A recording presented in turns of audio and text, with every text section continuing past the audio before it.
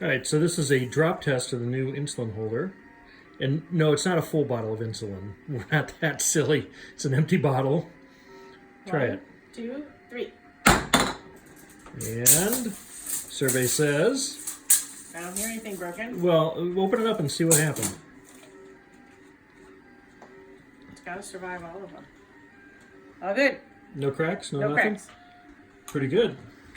I'm gonna do there's no well, hard to tell. There's no insulin in it. We should put water in it. Actually, we should put colored water in it. Okay.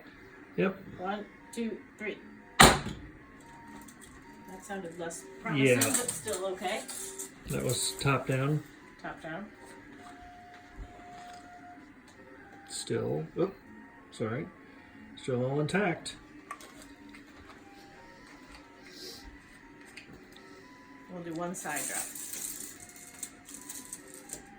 That, I think, is going to be the hardest one. It's going to hit here, and the question will be, will this maintain? 1, 2, 3.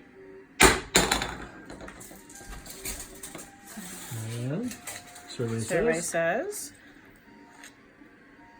all intact. Now, what if we drop it?